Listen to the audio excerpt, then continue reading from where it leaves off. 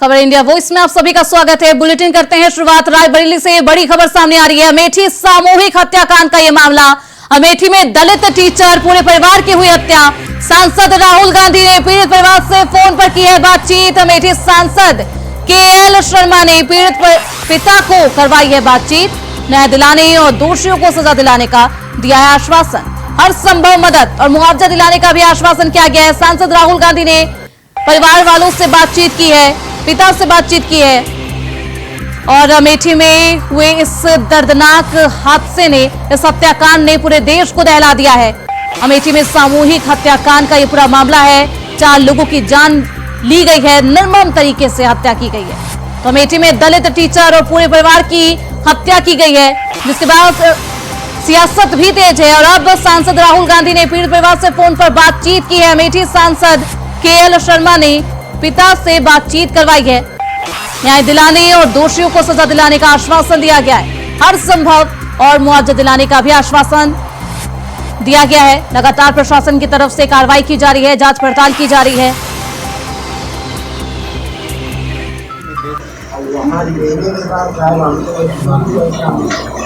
अब वहाँ परिवार में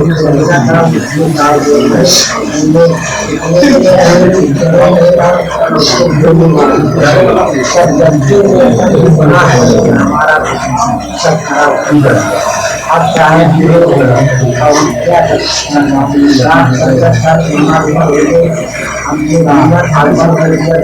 पढ़ाया लिखाया, पुलिस मैंने कराया, मछली आ गई, मछली बोला हम पापा का हम बना बेटा अब शायद उसको 3-4 लड़के के बाप हो गए, कभी नहीं हुआ। जब वहाँ बोला कि हमारे बाप से जाकर पूछा कर रहा तो उसने मतलब अपनी के घर डाला सरकार की। और सरकार जो है हमको पता नहीं, हम तो अनपढ़ आदमी जी जाए और अपने यहाँ से अब उसको साहब हम जानते नहीं है। अब जैसे किसी को फोन मारा, उसने मारा, उसके आदमी रहे तो साहब इसको हम क्या जाने। हम अपने घर में हैं, हमको जो खाना वाना खाए 8:30 बजे तक हम लड़के के बाद खाना।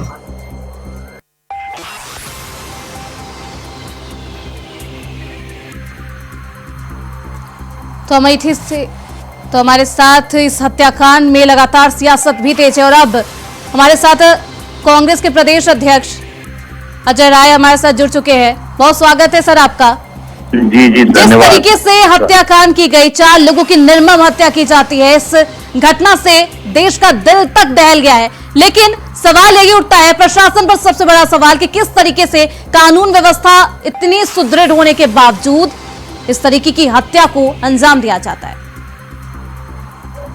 देखिए, ये कानून व्यवस्था जंगल राज कायम है। कानून व्यवस्था नाम की कोई चीज नहीं है। पूरे प्रदेश में फर्जी इनकाउंटर किए जा रहे हैं, पूरी तरीके से बच्चियों के साथ रेप किए जा रहे हैं, लोगों के घर बुलडोज किए जा रहे हैं। और ये जो घटना घटी है कि 1.5 साल के बच्चे को मारा गया, इससे साबित हो गया है कि प्रदेश में जंगल राज कायम है। प्रदेश में कानून चीज नहीं रहेगी। 0 टॉलरेंस इनका फेल है। कोई 0 टॉलरेंस झूठी बात बोल रहे हैं। बिल्कुल अजय राय जी, जिस तरीके से योगी सरकार के द्वारा प्रशासन पर बेहद विश्वास भी जताया जाता है और लगातार कानून व्यवस्था की तारीफ की जाती है, प्रशासनिक व्यवस्थाओं की तारीफ की जाती है, लेकिन इस तरह का मामला कहीं ना कहीं सवाल खड़े करता है। और प्रशासन की तरफ से ये भी दिखाया जाता है कि बदमाशों के हौसले कितने बुलंद हो गए। उसका सबसे बड़ा कारण है कि जो फर्जी इनकाउंटर किए जा रहे हैं, लोगों को झूठा मारा जा रहा है, इससे साबित हो गया है कि अजय राय जी, लगातार योगी सरकार की तरफ से कहा जाता है कि एनकाउंटर फर्जी नहीं है और आप कह रहे हैं कि फर्जी एनकाउंटर है। आप उठाकर देखिए, उसकी मंत्री मां ने मुकदमा दायर किया है ना कोर्ट में। क्यों दायर किया? क्यों आज और सब परिवार के लोग खड़े हो रहे हैं चारों तरफ ये फर्जी माहौल। अभी आप देख सकते हैं कि विधायक ने लखीमपुर खीरी के वो विधायक हैं योगेश वर्मा, वो मंच पर खड़े होकर कहते हैं कि मैं दरुआ हूँ, मैं शराब पीता हूँ, मेरे प्रदेश से जा रहा है भाजपा को, तो वो आज संदेश जा रहा है समाज में, समाज होता जा रहा है, उसका कारण रेप की घटनाएं बढ़ रही हैं और लगातार अत्याचार अन्याय हो रहा है। बिल्कुल, जिस तरीके से हत्याकांड हुई है उसके बाद से अमेठी के साथ साथ पूरे देश में ही हड़कंप मच गया है और लगातार लोग बेहद आक्रोशित है। बहुत शुक्रिया हमारे साथ जुड़ने के लिए अजय राय जी आपका। तो हमारे साथ हमारे सहयोगी राजू तिवारी रायबरेली से जुड़ चुके हैं, सीधे रुख करते हैं उनकी तरफ। राजू, जिस तरीके से ये निर्मम हत्याकांड को अंजाम दिया गया उसके बाद से लगातार प्रशासन की तरफ से कार्रवाई की जा रही है। प्रशासन की तरफ से राजू क्या कुछ कहा जा रहा है, कहां तक अभी कार्रवाई पहुंची है?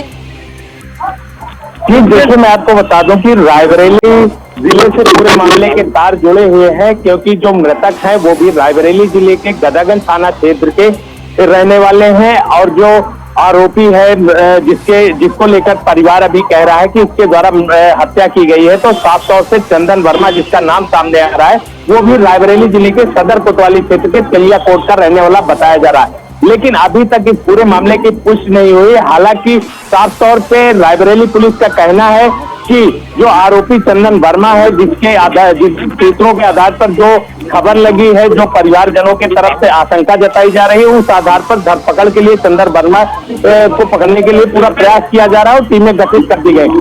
लेकिन आपको बता दें कि पूरे मामले को लेकर अगर बात करें कांग्रेस की, तो कांग्रेस के जो अमेठी सांसद के.एल. शर्मा है वो पहले से ही परिवार जनों से बात कर चुके थे और लाश आने से पहले यानी 100 आने से पहले वो गांव पहुंच चुके थे और वहां पहुंचकर उन्होंने परिवार को अमेठी रायबरेली सांसद राहुल गांधी से उन्होंने फोन पर पूरी वार्ता कराई। हालांकि बताया जा रहा है कि राहुल गांधी के द्वारा परिवारजनों को सांत्वना दिलाया गया है और जो इस पूरे मामले घटना चक्र का करने वाला है उसको जल्दी सलाखों के पीछे भेजने का उनके द्वारा आश्वासन दिया गया है और ऐसे में कहीं न कहीं मुआवजा दिए जाने की भी उनके द्वारा सांत्वना दी गई है।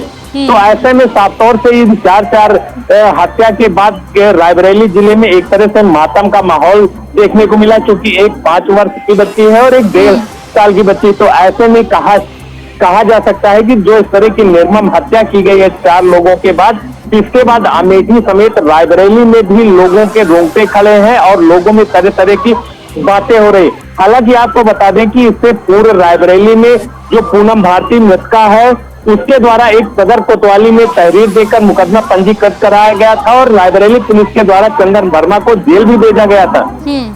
लेकिन जेल से आने के बाद ऐसा बताया जा रहा है कि उसके द्वारा इस घटना को अंजाम दिया गया है। हालांकि इस पूरे मामले की अभी कोई पुष्टि नहीं हुई है, लेकिन जो परिवारजन है, जो ग्रामीण है, उनका इस तरह से आरोप लगाया जा रहा है। हालांकि पुलिस उस आधार पर भी जांच कर रही है और रायबरेली पुलिस अभी तक पूरे मामले को खंगालने में जुटी है। जो टीमें लगी है रायबरेली पुलिस अधीक्षक के द्वारा भी तरह तरह से अलग अलग बिंदुओं पर जांच की जा रही है और रायबरेली पुलिस एक्टिव मोड में है। रायबरेली पुलिस का कहना है कि पूरे मामले की तफ्तीश करने के बाद जो भी मामला सामने आएगा और जल्द ही आरोपी शिकंजे में होगा। तो ऐसे में कहीं न कहीं अगर बात करें तो अभी मुहापोह की स्थिति बनी हुई है। लेकिन जो मृतक है, चूंकि एक घर में 4 घर आने के बाद जो स्थितियां देखने को मिली वो हृदय विदारक थी, क्योंकि ऐसे में पूरे परिवार के साथ ग्रामीण भी जो है पूरी तरह से हताहत थे कि एक साथ 4 लाशें जो है गांव में आई और इसके बाद पूरी तरह से गांव में मातम का माहौल देखने को मिला। जी बिल्कुल राजू,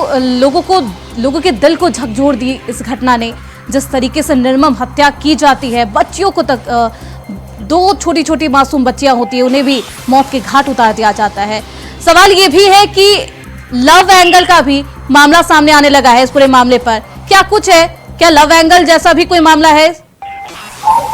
जी देखिए, आपको बता दें कि अमेठी सांसद किशोरी लाल शर्मा के द्वारा पूर्व में भी ये कहा गया है। अभी घटना होने के बाद जब उनसे बातचीत करने का प्रयास किया गया तो उन्होंने साफ तौर पर उत्तर प्रदेश की पुलिसिंग व्यवस्था पर सवाल खड़े किए हैं। हालांकि उनके द्वारा ये कहा गया है कि जिस तरह से पुलिसिंग व्यवस्था देखने को मिल रही है उसमें आम लोगों का जीवन यापन काफी मुश्किल हो गया है। प्रशासन पर सवाल खड़े होंगे क्योंकि बेखौफ बदमाशों की ये हरकत कहीं ना कहीं प्रशासन पर भी सवाल उठाती है। बहुत शुक्रिया राजू आपका इन तमाम जानकारियों के लिए। आप निगाह बनाए रखिए।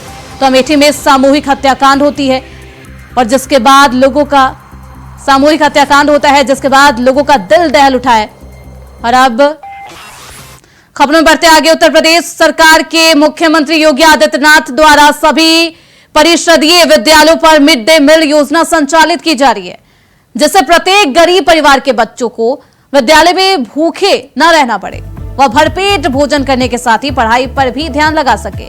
मगर मैनपुरी के बेवर नगर पंचायत क्षेत्र के कंपोजिट विद्यालय में शिक्षिका ने ही बच्चों के मिड डे मील पर डाका डाल दिया है।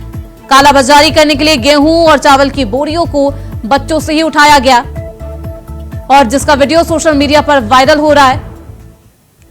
सभासद ने जिला अधिकारी से शिकायत भी की और उच्च अधिकारियों को इस मामले से अवगत भी कराया गया है, मगर अभी तक कोई भी उचित कार्रवाई नहीं की गई है। सभासद ने जिलाधिकारी को पत्र लिखा है और शिक्षिका के विरुद्ध कार्रवाई की जाने की बात कही है। आप ये ई रिक्शा में गेहूं क्यों लाद रहे थे? मैम ने कहा था। कौन सी मैम ने? अलका मैम। तेज से बोलो। अलका मैम। क्या कहा था? क्लास में से गेहूं गेहूं उनके कहने पे लदवाया? खाली टर्री पे गेहूं लदवाया? कितने पैकेट? नहीं मालूम। खाली रिक्शा आया था। मेरे वार्ड में एक कंपोजिट स्कूल है जिसकी प्रधानाचार्य हैं अलका नेम। मैंने अभी 28 तारीख को उनको एक ई रिक्शा में स्कूली बच्चों से बोरे गेहूं और चावल के बोरे लदवा के, जो स्कूली बच्चे जो वहाँ शिक्षा के लिए आते हैं उनसे मजदूरी करा के, मिड डे मील वाला वही, वो वहाँ से स्कूली बच्चों से लोड करवा के ई रिक्शा में और मार्केट में काला बाजारी के लिए लेके जा रही थी। मैंने कई बार उनको पहले भी इस चीज़ के लिए मना किया था और रोका भी था, लेकिन उन पे इन सब चीज़ों का कोई फ़र्क नहीं था। मैंने एक दिन उनके यहाँ औचक निरीक्षण भी किया जिसमें उनके मसालों में कीड़े पाए गए, उनका तेल एक्सपायर मिला, उनके आटे में भी घुन पाए गए, लेकिन इस बात का भी उन पर कोई फ़र्क नहीं पड़ा। मैंने BSA मैडम को एक बार इससे व्हाट्सएप से अवगत भी कराया। जब कुछ कार्रवाई नहीं हुई फिर मैंने इस बार उनको रंगे हाथों पकड़ा। तो शिक्षिका ने मिड डे मील पर डाका डाला है, यह आरोप लगाया जा रहा है। तो हमारे साथ हमारे सहयोगी मुकेश कुमार मैनपुरी से जुड़ चुके हैं, सीधे रुख करते उनकी तरफ। मुकेश, यह आरोप लगाया जा रहा है कि शिक्षिका कालाबाजारी करती थी मिड डे मील के राशनों का, क्या कुछ है ये पूरा मामला? श्रुति जी, आपको बता दें मैनपुरी के नगर पंचायत बेबर का मामला सामना है। 11 नंबर वार्ड के सौरभ गुप्ता जी द्वारा शिकायत दर्ज कराई। इस केस से पहले भी इनके द्वारा स्थानीय निरीक्षण किया गया जिससे मसाले, आटा और जो खाद्य सामग्री है उससे गुणवत्ता पूर्वक नहीं मिली। इसकी शिकायत उन्होंने BSA से भी दर्ज कराई थी और जो खाद्य सामग्री जो ई रिक्शे के बच्चों को मजदूरी शिक्षा के मंदिर मजदूरी की पाठशाला भी कराई जाएगी, वो भी सोशल मीडिया पर तस्वीर सामने आई है। फिलहाल GM नगर पंचायत अध्यक्ष सोमनाथ भाटिया हैं, उन्होंने इस खाद्य सामग्री को SDM सहित जब्त किया है और इनके विरुद्ध कार्रवाई की बात कही है। फिलहाल शिक्षा विभाग में इस तरीके की तस्वीरें आने से आखिर बच्चे शिक्षा के लिए कैसे शिक्षा के मंदिर पहुंच सकते हैं, इसकी बचपन से ही अगर मजदूरी सिखाई जाएगी तो पूर्ण तो इससे बच्चों के अंदर जिस तरीके से विकास बहन की वो पूर्ण तो इससे नहीं जाएंगे और काला बाजारी जो हो रही थी इसकी जो सभासद है उनके द्वारा पहल की गई और उनके द्वारा शिकायत दर्ज कराई गई। बिल्कुल मुकेश, इसका वीडियो भी सोशल मीडिया पर वायरल हो रहा है। इसके बाद क्या शिक्षिका की तरफ से कोई प्रतिक्रिया सामने आई है? अभी बिल्कुल भी कोई प्रतिक्रिया शामिल नहीं आई है क्योंकि इसमें खाद्य जिला पूर्ति अधिकारी कामुद्दीन अंसारी को भी सूचना दी गई कि जिलाधिकारी को पत्र दिया गया उसमें और भारतीय जनता पार्टी के सभासद हैं, उन्होंने अपने लेटर पैड पर शिकायत को दर्ज कराया है। अब BSA को भी इस मामले को संज्ञान देना होगा और शिक्षिका जो है वो लगातार सभासद द्वारा उनको चेतावनी दी जा रही थी कि इसकी कालाबाजारी न करें, मगर शिक्षिका है कि कोई बात सुनने को तैयार नहीं थी और कालाबाजारी पर आकर अब यह वस्त्र कवर करने के बाद विराम लगा है। बिल्कुल मुकेश, बच्चों के द्वारा ये आरोप लगाया जा रहा है कि कई बार ऐसा शिक्षिका के द्वारा किया जा चुका है, उनसे मजदूरी करवाई जा चुकी है स्कूल में। जी बिल्कुल, साफ तौर से तस्वीरें भी सामने आई और इससे पहले जब ये ई रिक्शे में जो गेहूं के और चावल के बोरे अपलोड हो रहे हैं, ये तस्वीरें साफ बयां कर रही हैं कि मजदूरी तो बच्चों से कराई जा रही है और जो अन्य कार्य होंगे विद्यालय में वो भी शायद कराए जा रहे हैं क्योंकि वो कैमरे में कैद नहीं हुए हैं। फिलहाल जो मजदूरी की तस्वीर जो सामने आई इससे पूरे शिक्षा विभाग को विस्तार करने का काम किया है और शिक्षा विभाग की बात की जा रही है कि इस कड़ी से कड़ी कार्रवाई की जाए। बिल्कुल, ये भी कहा जा रहा है, ये भी आरोप लगाए जा रहे हैं कि ऐसा वो शिक्षिका कई बार कर चुकी है, कई बार उन्हें चेतावनी दी जा चुकी है, लेकिन उसके बावजूद उनके हौसले लगातार बुलंद रहे। ये बलात्कारी जो अंजलि कुमार सिंह जी हैं कि हाल ही में कुछ दिन पहले ही नई पोस्टिंग है, नई तैनाती हुई है और उन्होंने मामले को संभाल लिया है और शिक्षा विभाग और जिला पुलिस अधिकारी दोनों को इस मामले की रिपोर्ट मांगी गई है। जो भी दोषी पाया गया उसके विरुद्ध जी मुकेश, ऐसे में ये गंभीर मामला है, इसका वीडियो भी सोशल मीडिया पे बेहद वायरल हो रहा है। बहुत शुक्रिया मुकेश आपका इन तमाम जानकारियों के लिए।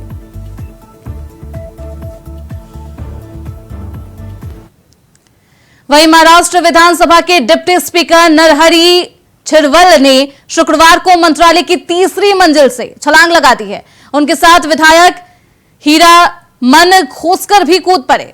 हालांकि नीचे जाल रहने के कारण उनकी जान बच गई है। दोनों आदिवासी विधायक जाल में फंस गए थे। मौके पर पहुंची पुलिस ने उन्हें बाहर निकाल लिया है। ऊंचाई से गिरने के कारण झिरवल की गर्दन में चोट आई है। उनका ब्लड प्रेशर भी बढ़ गया है। उनकी जांच के लिए डॉक्टरों की एक टीम मंत्रालय पहुंची। मंत्रालय बिल्डिंग से डिप्टी स्पीकर ने छलांग लगाई है। हालांकि उनकी जान बच गई है।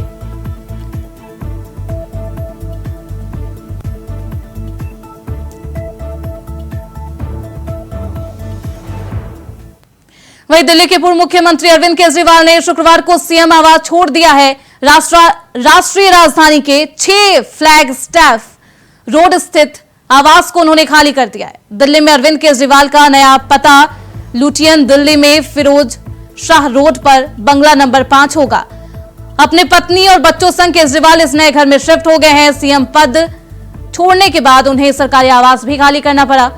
ऐसे में केजरीवाल अपने विधानसभा क्षेत्र नई दिल्ली के आसपास ही एक घर चाहते थे। यह बंगला आम आदमी पार्टी के राज्यसभा सांसद अशोक मित्तल को मिला था। अब इस घर में अरविंद केजरीवाल अपने परिवार संग रहेंगे। अरविंद केजरीवाल जब सीएम आवास से बाहर निकल रहे थे तो अपने पिता का हाथ पकड़ रखा था। वहीं उनकी पत्नी सुनीता केजरीवाल ने उनकी मां का हाथ पकड़ा था। तो आम आदमी पार्टी के राष्ट्रीय संयोजक को अपनी पत्नी और बेटे के साथ कार में घर से निकलते देखा जा रहा है। तो अब अरविंद केजरीवाल ने सीएम आवास छोड़ दिया है और सीएम आवास से बाहर निकलते हुए आप देख सकते हैं किस तरीके से सभी उन्हें अलविदा कहते हुए नजर आ रहे हैं। सभी से हाथ मिलाकर अभिवादन स्वीकार करते हुए केजरीवाल नजर आए। अब उनका नया पता अशोक मित्तल का घर होगा। तो आपको बता दें कि सीएम पद से इस्तीफा देने के बाद सीएम आवास से बाहर निकल आए हैं केजरीवाल।